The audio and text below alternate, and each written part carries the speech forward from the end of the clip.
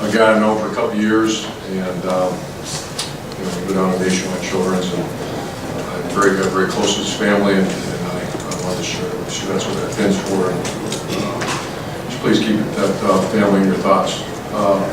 Also want to thank Buckeye Nation, incredible show of support down in Texas, and then to come back in the Skull session and to see that stadium packed again. I normally start every press conference with that because you never want to take that for granted. And certainly know our players don't take it for granted, and our staff does it as well. And I also thank Ryan Day, and we presented him with a game ball afterwards. 3-0, pretty good record. And I'm not sure the exact winning percentage of that is, but it's pretty high. But he's done a great job. So a lot of respect for Tulane. It's a triple option type of offense that you have to be assignment sound for the most part. We played pretty good defense. Still can get better, but overall very pleased. And then offensively, Dwayne, was 21-24 for 300 yards, 5 touchdowns, and we didn't turn the ball over. And bigger the game, that's going to be the key. And everybody in this room knows that. Dwayne did very good, but to throw the ball takes much more than him. And so the offensive line protected well. I think we gave up 1 sack. And the receivers are playing at a very high level. Couldn't get the running game going to the degree. Mike Weber has a little strain on his foot, and he should be fine for next week. And with that said, special teams were very solid. Very pleased with our punt unit, and we had a couple nice returns in the punt return game. So I'll answer your questions for you. Over to the left, Bill. Urban, Dwayne is now completing 75% of his passes, 16 touchdowns, 1 interception. He's played 1 half in some of these games. And I know you've had great quarterbacks, but have you had one who's thrown the ball the way that Dwayne is throwing it right now? I had Alex Smith at Utah, and he was, obviously Cardell got hot. It's so early though, I hate to put him in those, game 5 coming up. And this one's a big one coming up, so I'm very pleased with his performance. I remember when I watched him throw one of his workouts, either right before we signed him or right after we signed him, and you could see that he had that part of the game. But that's just, it's just a part of it. He's getting the command of everything, and the players just responding to him. So, playing very well. We know his arm is strong, but he's also accurate. Just how does that open things up for the offense? Well, today we were challenged. It was a lot of single coverage all over the place. And the touchdown to Paris Campbell with his left shoulder, what a beautiful throw and catch. And I'm proud of Paris. That was a catch. He struggled with that over the years, and he's really worked so hard at it. But it is. When it's, you, as a defensive coach, when you're a dual threat quarterback, that presents problems. If you don't have a dual threat quarterback, you better be extremely accurate and make that be legitimate. It's going to be hard to run the ball because we'll just load the box on you. Over to the right, Rob. Urban, his numbers are pretty amazing. What else do you want to see from him? What's left to see, and maybe going into Penn State, how he holds up in that hostile environment? Yeah, that's we all know about that environment. He's answered the bell, against TCU now. I think TCU is a top 10 team. I think the last year in the rivalry game stepped in there and did it. And we're all in this together. That's one thing about Wayne. What about Isaiah? What about Thayer Mumford? What about our center? What about Mike Jordan? What about Demetrius Stocks? Malcolm Pridgeon? And I know, but to operate at that capacity, those kids catching the ball now, because a lot of those are gimme throws too. If Paris comes out the other end on it, and so those are all. It's all together. I know at one point you said the leadership was the one thing you wanted to see him grow, and has he done that? Yeah, he's doing a very good job of that. Over to the left, Ari. Urban, when you, after the game, you just mentioned that you gave Ryan Day the game ball.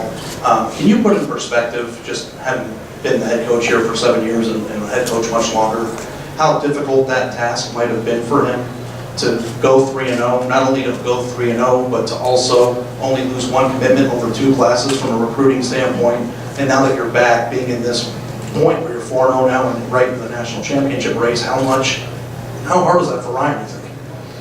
It's just a job very well done, and he was the first one to thank, and Gene was down there, and to thank the coaching staff.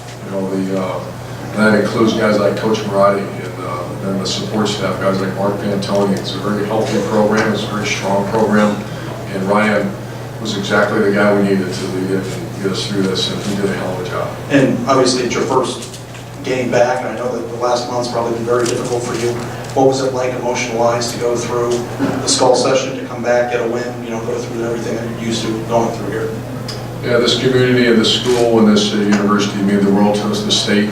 this is our home state. This is something that, in 2012, Gene made a call and asked me if I'd be interested in coming back to Ohio State. And we were going through a tough time then as well, and we did. And my family is completely ingrained in this community. They love this place. I love this university. And to walk into that skull session and see Buckeye Nation support myself and our team, that was somewhat overwhelming, and I appreciate that, and very appreciative of it. Over to the right here, Tim. Yeah, Urban, Paris had a decent year last year, but he seems to have taken it up a notch game-wise and stuff. Paris Campbell, what, from your vantage point, what do you see that's different about him? Just his ball skills. He's a guy that made a decision. He should have come back. He wasn't. I think he was a top first-round draft pick at some point. But he had to really improve his ball skills, especially down the field. He's really improved the crossing routes and bubbles and those type of things. But that was the execution today on that on a pause route was perfect, and he's really played well. Was there one moment today, obviously you brought the team in before warm-ups, you stood there and hugged each one as you usually do, but was there one moment in particular that just stood out to you or hit you from an emotional standpoint of being back? That was the same one as between the third and fourth quarter and hearing the band play the Hang On Slippy. So it's been that way now for 7 years. Over to the left, Brianna. Coach Meyer, the defensive line really stepped up this game, especially players like Chase Young and Draymond Jones. Despite not having Nick Boza, do you think their performance in tonight's game showed that they can handle Penn State next week? It's a much different game today than it's going to be next week. Today was wishbone football. So you didn't have the sacks, you didn't have the the pass rush, which is a big part of who those guys are. So I thought they played well. They played only 30 minutes of football. We got them out. So the challenge of challenges is coming up. Over to the right here, Austin. Urban, was this game kind of tricky to manage for you? You got in between TCU and going on the road against Penn State. You had to pull guys out at halftime. I'm trying to nitpick, but the second half probably wasn't. Just want to get to the finish. Is that difficult to manage? Well, Coach Mick and I meet hours upon hours. We got in at 4 a.m.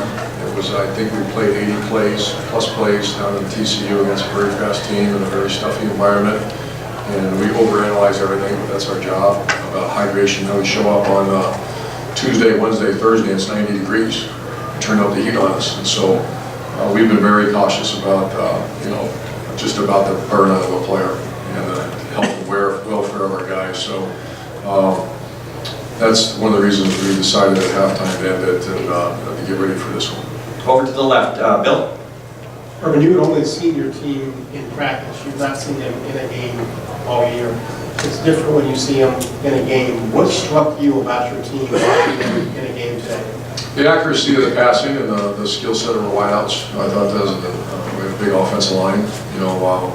We never had a chance to really get that run game going the way we wanted to. You notice every time we got through, that safety was right there to get us down.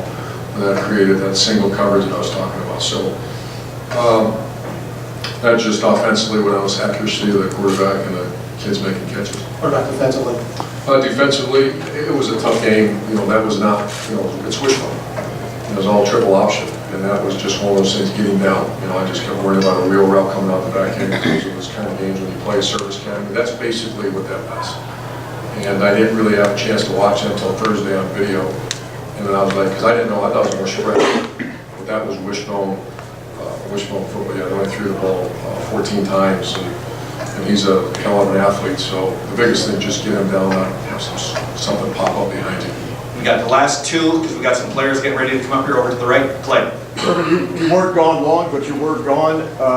I noticed today you seem to be more affectionate.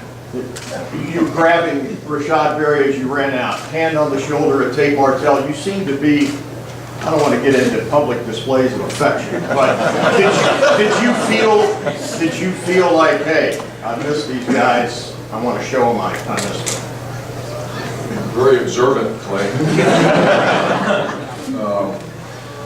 I do. I love these guys, and that's I see Ben right there. Ben knows the relationship we have with the players, and it's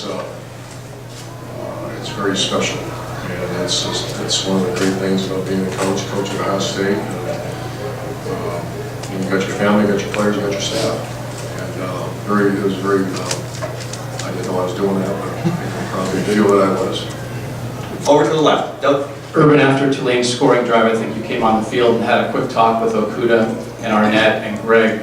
Just with your corners, we know they're skilled corners, but what do you want to see from them, especially in a game like next? Yeah, I just wanted to see, be more, we had a penalty by Damon. Damon worked so hard at practice, he's just better than that. The lack of discipline, and then, I just want to make sure that the focus is on fundamentals of performing and other stuff. And I just, so that's my little chat we had. And Mike Jordan had some issues with low snaps last week against TCU. Seemed fine today. What did he do? What did you guys do to straighten that out? Just emphasis, and he came up to me after every day of practice, because I got on him a little bit, and they chart, Stud does a very good job. We chart every snap, and he was very accurate this whole week.